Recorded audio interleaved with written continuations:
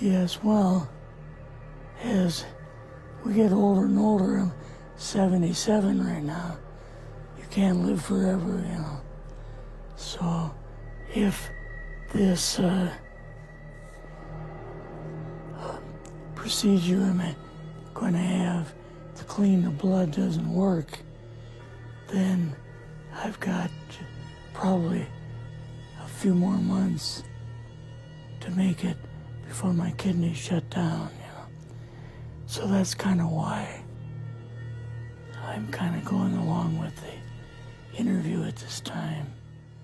You're seeing that what you went through is just too important for people not to know about. Yeah. Yeah. Can you just, can we start at the beginning with your military career and just walk through what exactly your experiences were? Was drafted into the military and got into the U.S. Army. After that, I was sent to the Signal Training Center in eastern United States. What year would this be? 58. I went through the Signal Training course. And at that time, I went through the radio teletype course and also the cryptography course, crypto. They had 5 instructors that were getting out of military service. So they pulled the top 5 students, and I was 3rd in the class. So I got pulled as an instructor. Now, were you at this time also working yet for CIA? No. Not yet? No. After one day, my boss came to me, and he said, how would you like to, make some extra money? And I said, oh, money is good. So he's explained to me that he could put it through. I would have to get a top secret White House Q clearance for the job, And I thought, boy, must be a pretty exclusive thing, And I said, well, what is this? And he said that I'm director for the CIA for Eastern United States, And I said, oh, I didn't know that. And he said, you weren't supposed to. After about 6 weeks, my security clearance came through, and I got my CIA card. It was an ID card, like a credit card, where I could just go up to the door and slice it, walk right in. And my name at that time, I used a artificial name too. Never used my real name. I started working with him on the project he was on, and that was Project Blue Book, which was kind of partially a fraud. You're saying some of the Blue Book cases were, Yes. were completely fictitious? Yes. But the cases that we got came from, I think it was Fort Belvoir, Maryland. Fort Belvoir? Yeah, and it didn't come from the Pentagon, or it didn't come from CIA headquarters. But we would get reports about a certain sighting that they had in Mexico or Italy or something like that. And then we had people that would follow through on it, that would go out and interview the people to see if they were nutcases or if it was real, So they'd be going overseas frequently? I wasn't, but I always stayed statewide. But the people we had working with us from the CIA would do that.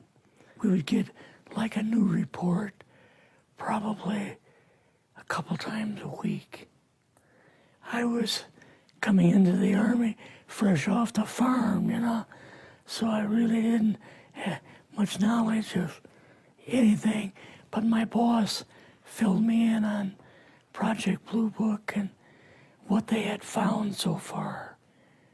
as far as grays and aliens and the Roswell incident. How did you feel when this first got dumped on you? When you first learned about this? I was just kind of overwhelmed with all of this, you know. And I said to him, I don't know if I'm going to be able to be a judge of this type of thing. What's real, what's not, when I don't have much knowledge of it, you know. So... What did he say? He said, well, we have to build the information as we go, and you'll see how this thing is working out. And then the other thing is, of course, you really weren't able to tell family or close friends, obviously. No, I couldn't tell anybody. In fact, I had to take a vow that I wouldn't tell anybody. A lot of it for 40 years, and more of it for 50 years, which is up in 2010. You're doing all this crypto work. You're looking at images, photographs, video. It's 1958, maybe the fall of 58. What happened after this? At that time, the Project Blue Book thing kind of went pot, you know. If you remember, back in those days, they kind of declared it as a nothing, you know. Mm-hmm. Right. And they were telling the world all UFOs are misidentifications, hoaxes, balloons. Psychological issues, whatever. Yes. Yeah. So my boss came to me and he says, we've both got a new assignment. And he says, oh, I said, where are we going? Oh, he says, we're going to the Capitol. We're going to be part of the Eisenhower push. He's trying to find out something about all about these aliens that MJ-12 was supposed to find out, but never sent back reports to him. The MJ-12, the UFO control group, were they calling it MJ-12 at that time? Yes. They called us in, went into the Oval Office, and President Eisenhower was there and Nixon, and they said, we called the people in from MJ-12 from Area 51 and S4, but they told us that the government had no jurisdiction over what they were doing. So being a general, past general, you didn't tell them to go to hell without any real good reason, you know. Mm-hmm. So he said, I want you and your boss to fly out there. I want you to give them a personal message. And he says, I want you to tell them, whoever is in charge, tell them that to get in, they have this week, coming week, to get into Washington and to report to me. And if they don't, I'm going to get the First Army from Colorado, and we're going to go over. I'm going to take the base over. I don't care what kind of classified material you got. We're going to rip this thing apart. Eisenhower was going to invade Area 51. Yeah, with the First Army. So you go out with your superior. Yes. You fly out. You land. What happens? Can you describe this whole process? What you saw? It took us the 13 or 15 miles south to S4 and like different garage door openings. Okay. And in these garage door openings, they had like different saucer crafts. The very first one had the Roswell craft in. It was kind of crashed up, but apparently every alien that was in it died except for a couple. So you see the Roswell craft, and what are some of the others that you see? Well, the Roswell craft was really strange because it looked like real heavy aluminum foil. We could rock next to it, and you could rock it. The whole thing probably weighed 150, 300 pounds. Could they tell what the source of power was of this craft? Yeah, it was like a reverse gravitational thing of some kind. In fact, one later on, I got the mathematical code for reversing gravity in a 3x5 card. I guess there are different types of grays and so on. How did you see that evidence? Well, at the later on at S4, we viewed the autopsy film, and then the colonel said, "What we've got in here is we're interviewing a gray alien." All right, right there. How did you feel at that moment? Well, I thought, boy, we had no idea we were going to see the real thing. All we saw was film. You had to have a little bit of heart racing at that Yes. moment. My boss was able to go in and had like a partial interview with him. So what did this gray alien look like? Could you describe him a little bit? This one looked a little bit oriental. So I'm just wondering if it looked almost human, what about this didn't look human? No, it didn't look human as far as the skin tone and basically the shape of it and the size. How was its head size compared with a normal human, for example? Brain was kind of a little bit bigger. And some of the nose was very, very small. And the ears were just like holes. Mouth was very small. Now, why were they bringing you out here at all, anyway, to see an alien? What was the point? To go back and tell the president they actually had one. So he did not know at this point No, if there was an alien at S4. no. What did you do then at Area? Were you done, or did you have other things to do with Yeah, S4? so basically we were kind of done. Went back to Area 51.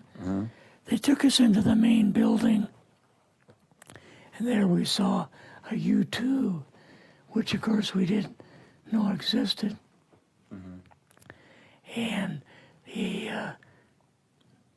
a model of the SR-71. Yeah, the Blackbird. So, but like I mentioned earlier, it was not a model of the current Blackbird. It's an earlier version. But an early version. Did you go directly to Washington after this? Yes. Or did you go somewhere else? How did they get, did you fly regular airline or? We flew back to the commuter plane back to the air base, and then took President Eisenhower's Lockheed Electra back to Washington. You and your supervisor, Yeah. superior officer, and now you're meeting with the president? Yes. Can you describe this? Well, we met with him in, the second story of the old OSS warehouse building. And Eisenhower and Nixon were there, and also Hoover was there. So he asked us what was going on, and we told him about the alien, the whole situation, and the black projects and so on. And he was just totally shocked.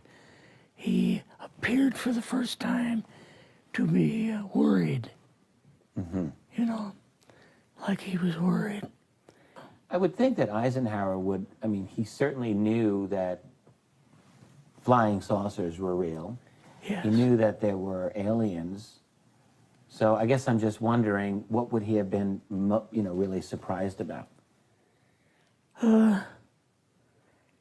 Surprised about the black programs. Eisenhower said, got to keep this thing completely secret.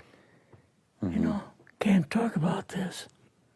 Your actual name is, I mean, the name you grew up with, that was a different name than what you Yes, had in the... I never used it in the CIA at all. Now, what about today? You're going on the public record, and this is still sensitive information, even though earlier you talked about, you know, security oaths that maybe expire after a certain period of 50 time, years. but you're still concerned. Linda Moldenhauer's phone call, her phone was tapped, and they got my phone number, and through the telephone company, they're able to find me, and so on. When they found you, what happened? I was going to a grocery store.